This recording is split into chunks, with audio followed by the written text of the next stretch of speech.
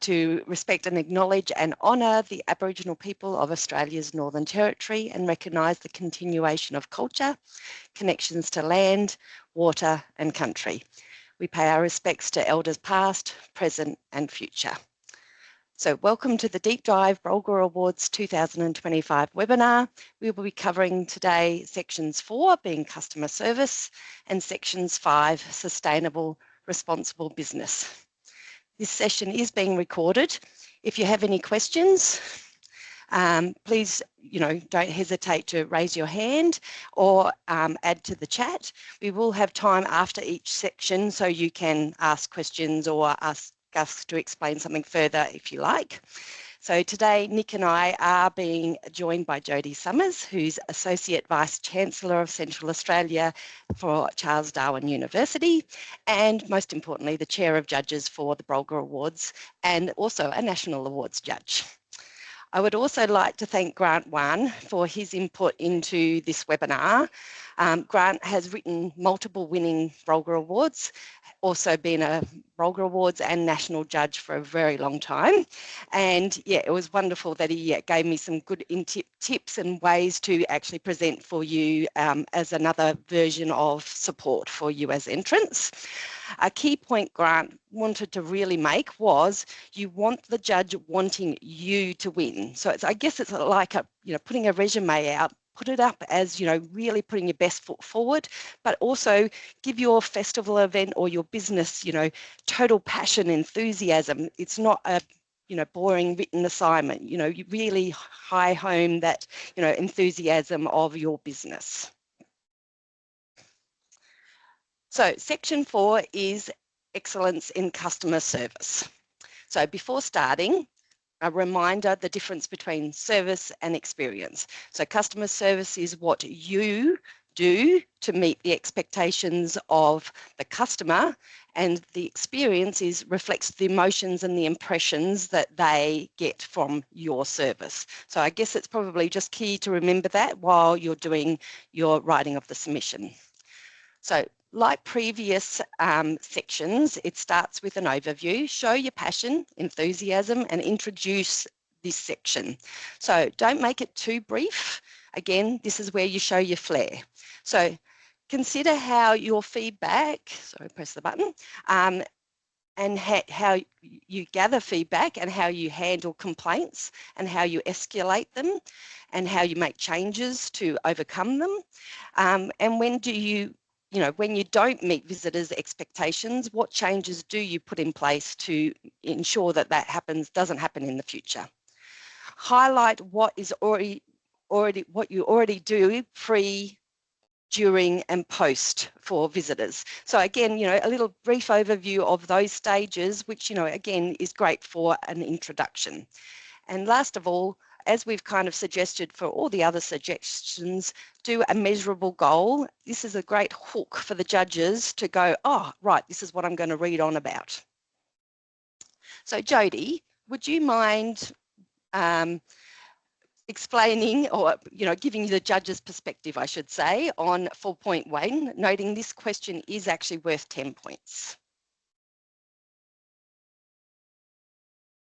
Yes, thanks, Chrissy. Probably should have unmuted before you got to that part. So just with what judges are looking for, one of the biggest general tips I think we can provide is to utilise the information that's been made available to you. So I know when I judge awards, I always go and click on the little I button to have a look at what information has been shared with you as a guide for what to include in the different sections, and I think a lot of judges do that. It really helps us with a consistent approach to judging, so that should be the first place you go to for tips and so forth about and making sure you've covered off all of the key things that we're looking for and putting your business's best foot forward, I guess, in your application.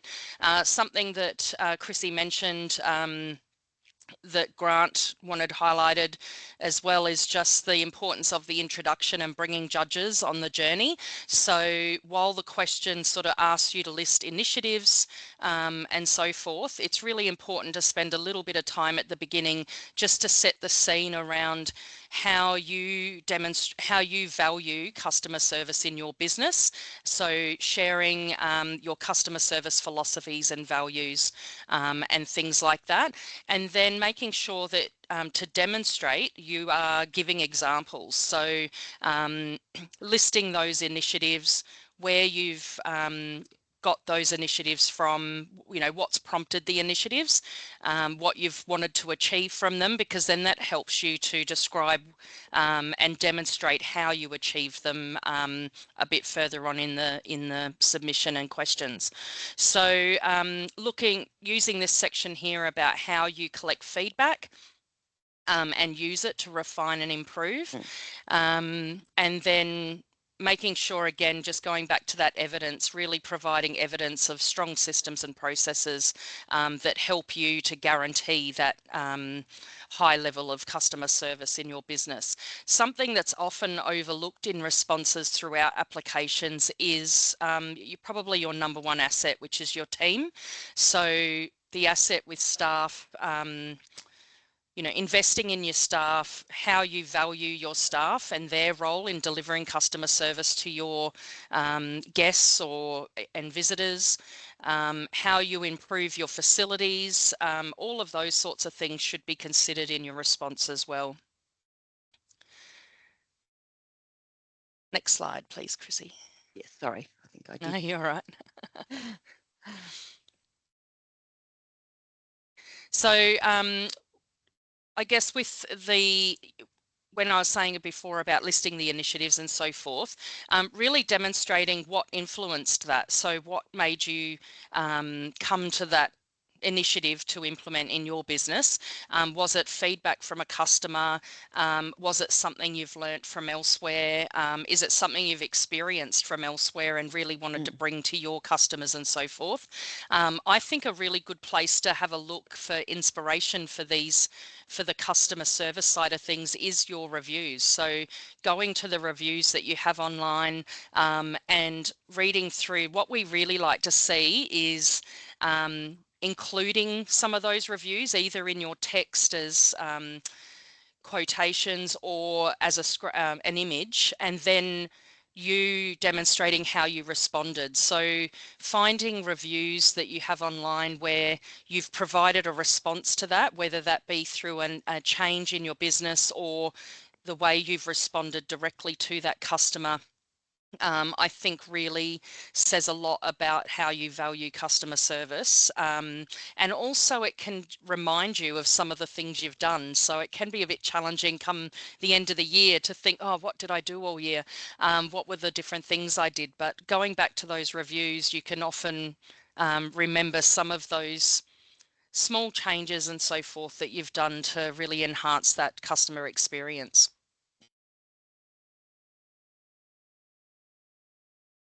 So, sorry, I just want to add that Grant worked with Chrissy on these slides, so I have come in late to provide support for this. So the slides aren't intuitive to me, so I need to quickly read them sometimes just to remind me. No, not at all.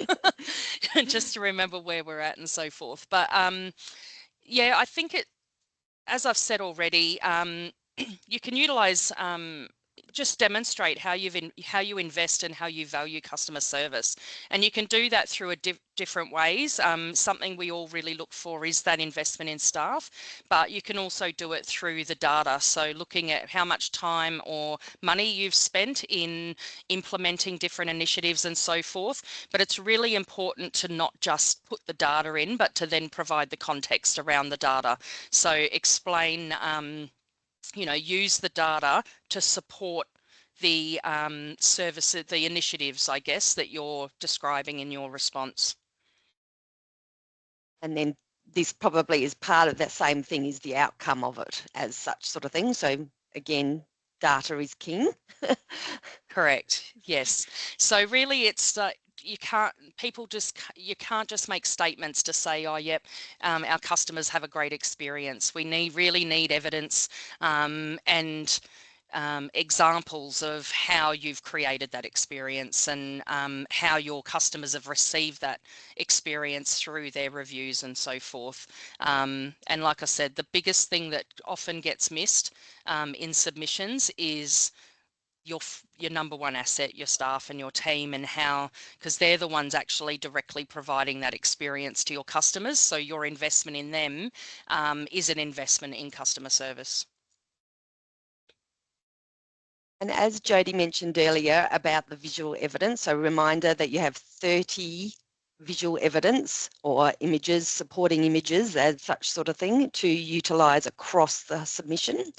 And I guess probably what they are meant to do is reinforce the written response. So yes, you would sort of say about how we received multiple, reviews stating that, this was something that they didn't really love about the experience. And then you would be able to, also show a picture of that or a collage of those testimonials. Again, remember, keep them so that they are big enough and clear enough for the judges to enjoy them and read them or, get the information. There is a range of other examples from, graphs and charts, which again, great for showing data, year-on-year improvements, those sort of things. And also, things like certificates or qualifications of, your staff training or incentive programs. So I guess probably it is quite a broad sort of option, but again, think about something that is going to really reinforce your written response. The comprehensive answer guide, again, does have lots of other examples, etc. So this slide doesn't have all of them. So question 4.2 is about inclusion. And again, reminder, it goes beyond accessibility. So creating an environment where everyone feels valued, respected, and able to participate without needing to change, conform, or feel excluded. And this could be something quite small to something quite large. So again, depending on your business, but again, think about something that, realistically has changed for the improvement for your business, for your visitors. So it is worth 5 points, and I asked you to demonstrate how your business or festival or event has actively considered the visitor's specific needs, and also, I guess, probably how you've then, changed your product possibly, or just those extra things that maybe you have added to it. So again, key to this one is demonstrate. So Jodie, can you guide the entrants on what the judges are looking for to demonstrate? Yeah, thanks, Chrissy. So I think one of the important things here is that what you provide needs to meet the needs, I guess, of your experience or so forth. So there's going to be some experiences like horse riding or going on boats that may need to make more adjustments or provide additional supports to support different people and so forth, enjoying their experience, than say coming into a visitor centre or something. The way that your business adapts and the initiatives you implement are going to be very different. So don't feel like when you're being asked these questions and so forth that you have to have a big list of things. What we're really looking for is appropriate initiatives for the experience that you're providing. So you need to make clear connections between the initiatives and the diverse needs of your target markets. So you would have already gone through the target markets in an earlier question, keeping in mind the submission process really just builds on the information you've already provided and takes the judge on a journey. So this section you can really focus on just those initiatives or services that your activity or business or service provides that is to support more diverse participation in your service. So consider accessibility planning, policies that you have in place, any audits that you've had undertaken to inform improvements and so forth, any specific accreditations that you've achieved, or any training that you do to support, you know, it might be training for staff so that they can better meet the needs of a more diverse market, and then also any advocacy that you provide through your service.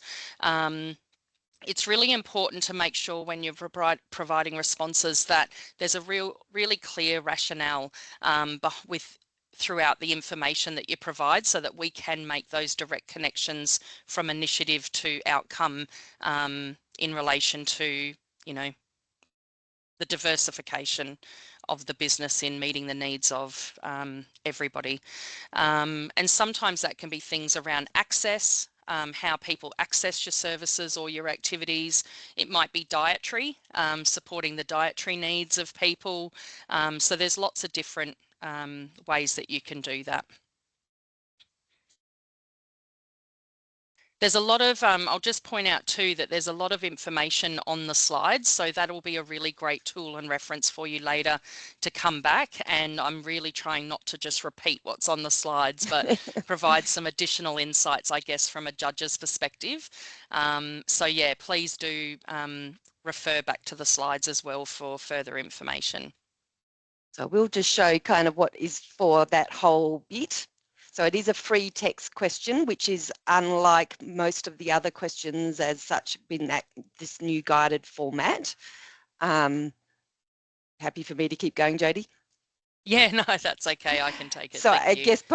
I guess that's the other thing too, that yes, we do want to just remind you that yes, there is those changes for 2025, but again, you want it to make it an awesome read.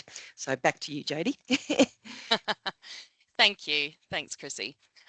So different ways that you can display information. It doesn't need to just be all paragraphs of content and so forth. You can utilize tables to clearly lay out the different initiatives and the who, what, and outcomes, which can really help you with guiding your response and making sure you've covered off on all of it. And it also helps us with really demonstrating that clear connection that we talked about just before. Utilizing case studies are an excellent way to showcase you know, how those initiatives that you've put in place have provided real impact on the business and the experience of your visitors. So again, going back to your reviews, you'll find different reviews may capture some case studies for you, or even through the year, just making sure when you have an interaction that you think might make a great case study, just making a note of that for the future so that you can refer back to it in these applications. But yeah, those case studies, so stating what happened and then how you responded, are really, really helpful to bring the judges sort of on your journey. And again, it also then has the visual evidence section. So again, there's a range of examples on the screen for you to consider. And I guess probably, you know, good old collage of, you know, various, you know, maybe before, during and after the enhancement or whatever are a great, you know, visual sort of going, oh, wow, now I really can see the enhancement that they did do. So Nick, any questions for this section? No questions so far. Anybody from the floor? Anything that you want us to further enhance on that section? So again, remembering customer service, different to the visitor's experience, I guess, as such as the outcome. So section 5 is the excellence in sustainable and responsible business. So again, the Australian Tourism Industry Council's review of the awards has brought in this change from 2025. So part of the 5 points is achievements.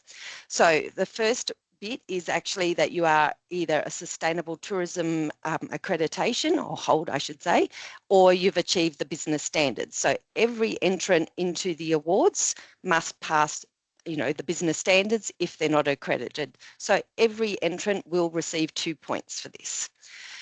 Secondly, it asks if you've undertaken an assessment of its emissions and identified measures to reduce and avoid. So again, this is an option through the Quality Tourism Framework Emissions Reduction Program. Boy, they're big words. Or you have completed it with an alternative emissions reduction assessment. So this free program through the QTF, you would need to contact Annie at Tourism Top End for any further details. Yeah, for other alternatives, Austrade does actually have on their website under Sustainable Tourism Toolkit some great details, etc., for you to consider as well. And Tourism NT's website also has a range of guidance, etc. Happy to provide links or further details on that. And then thirdly, for this 5-point section, is undertaken an accessible assessment through the QTF. So again, Annie would be your contact at TTE, or an alternative accessible assessment. Again, Austrade have actually quite a good sort of listing of sort of specialist tourism industry kind of needs for that side of things if you would, you do want some further details. And the last little point is for if you have an accessible guide and where it is located on your website as such. So again, that is a change and it is worth 5 points.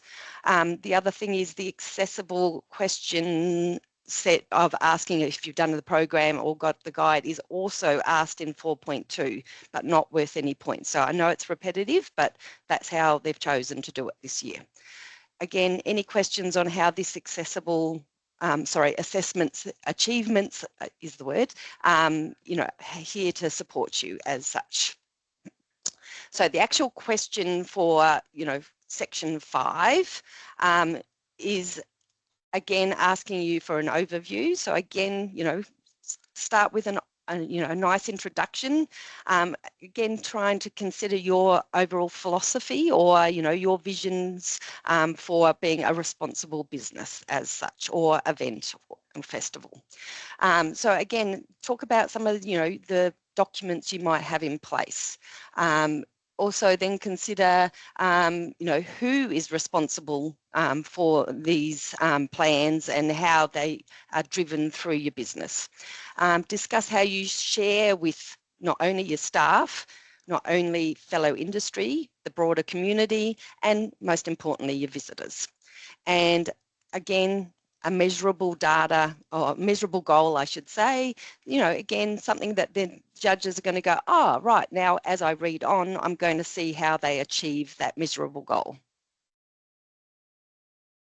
So Jodie, can you highlight the key areas and choose the achievement, choosing the achievements, I should say, and for consideration in the award submission? Thanks, Chrissy. So we do ask you for a minimum of 3, but we hope that you aim for to give 5 examples of how you've achieved this. And if possible, look at different areas of the business. So your use of local suppliers, conservation for your business and the broader environment, collaboration with industry partners and so forth, and how you educate visitors through your experience and so forth. And we want you to focus on the positive impact you've made across these 5 key areas: the cultural, environmental, social and economic, and ethical. There is a comprehensive answer guide which does give good examples for each of those areas, and we encourage you to provide a response that does try to tick the boxes across those areas. So use those as a guide and focus on your unique capabilities and achievements in those. So, sorry, what slide are we up to? No, because it is kind of in that guided format. So I guess probably this is where, this is why the slide's written like this, Jodie. Yeah, thank you. So yeah, just clearly articulate what was impactful, why you've made that commitment, how you achieved it, and then the outcomes and impact.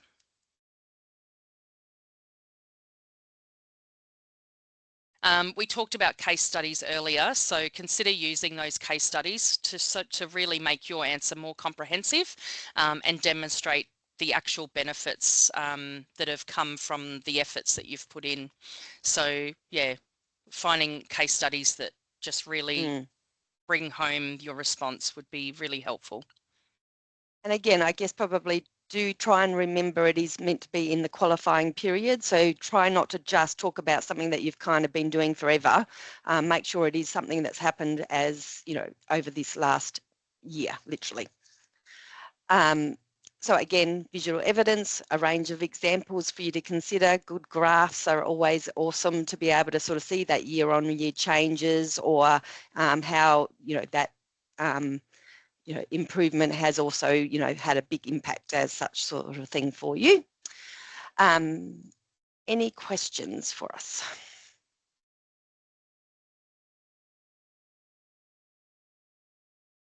Oh, we must be nailing it then, Jodie.